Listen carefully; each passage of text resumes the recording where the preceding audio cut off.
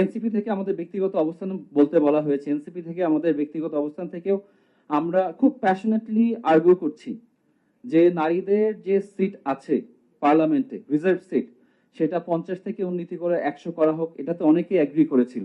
কিন্তু তারপরে যখন আলোচনা আসলো যে এটা ডিরেক্ট একটা ইলেকশন হতে হবে, তখন আর কেউ এগ্রি করতে চায় না। এবং আমরা এখন ওইটার জন্য ফাইট করে যাচ্ছি। ঐক্যমত্য কমিশনে আমরা বারবার বলেছি এটা যেন করা হয়। সর্বশেষ যেটা যখন ঐক্যমত্য কমিশনে যখন একমত হচ্ছে সবাই, তখন যেটা একমত হয়েছে সেটা আমাদের জন্য খুবই একটা পীড়াদায়ক। সেখানে সবাই একমত হয়েছে যে 5%কে পলিটিক্যাল পার্টিগুলোকে নমিনেশন দিতে হবে। হোয়াট ডাজ ইট মিন? 2008 সালের যদি আপনি পরিসংখ্যান দেখেন, দেখবেন 2008 সালেই কিন্তু পলিটিক্যাল পার্টি তখনই 5% নমিনেট করতো। আজকে 2025 সাল, আমরা 17 বছর আগে পলিটিক্যাল পার্টি যেটা করেছে, আজকে ঐক্যমত্য কমিশনে অনেক আড়ম্বর করে সবাই মিলে একত্রিত হয়ে আমরা সিদ্ধান্ত নিলাম আমরা 17 বছর আগে ফিরে যাব। We are not going forward, we are just going backward. এবং সেখানে 5%-এর জায়গায় 15%, 20%, 25% নমিনেশনের কথা আমরা বলতে পারতাম না, এবং সেখানে বলা হচ্ছে 5%। আমি কোনো দলের কোনো ব্যক্তির নাম নিব না। কেন 5%-এর কথা বলা হচ্ছে? এই কারণটা দেখানো হচ্ছে যে আমাদের নারীরা আসলে যোগ্য না, এখন এটার জন্য রেডি না। লাস্ট মিনিট রাইট, নারী এটার জন্য রেডি না। এবং সেখান থেকেই আমরা বলছি যে 2001 সালেই কিন্তু একটা বড় রাজনৈতিক দল বিএনপি, তারা ভালো কথা বলেছে, এই জন্যই বলছি। বেগম খালেদা যে ইশতেহারে বলা ছিল যে নারীদের ক্ষমতায়নে যে দেরি হয়েছে, এই দেরিটা গ্রহণযোগ্য নয়, আর দেরি করা যাবে না, ইশতেহারে ছিল 6-13 ধারায়। এবং সেটা এখন অনেকেই সেখান থেকে সরে যাচ্ছে। আমি খুব কুইকলি ইয়াংদের নিয়ে বলি, যেটা আপা খুব সুন্দর করে বলেছেন।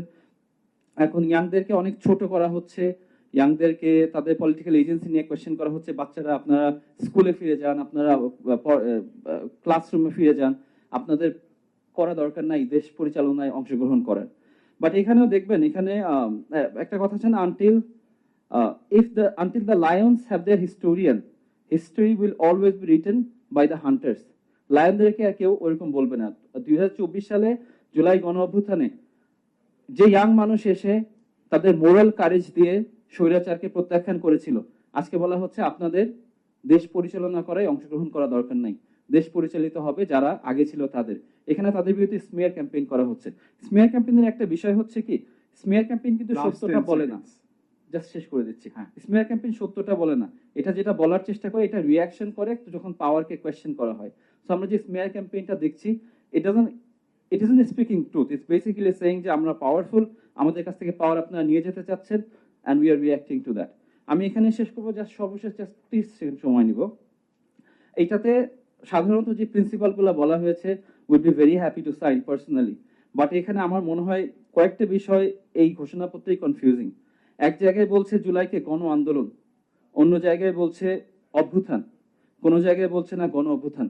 ব্যক্তিগতভাবে আমি মনে করি জুলাই ছিল গণ অভ্যুত্থান, কারণ এখানে পিপল একসাথে সবাই মিলে এসেছিল এবং তাদের উইলটা প্রকাশ করা হয়েছে। সো এটাকে আমি এক জায়গায় বলছি গণ অভ্যুত্থান, আরেক জায়গায় বলছি গণ আন্দোলন, ইটস কনফিউজিং, দুইটা কিন্তু আলাদা জিনিস। এই জন্য আমি এটা সাইন করছি না। বাট ইন প্রিন্সিপাল নারীদের ক্ষমতায়ন, ইয়াংদের ক্ষমতায়ন, এটার ব্যাপারে অবশ্যই সবসময় সোচ্চার থাকবো। Thank you.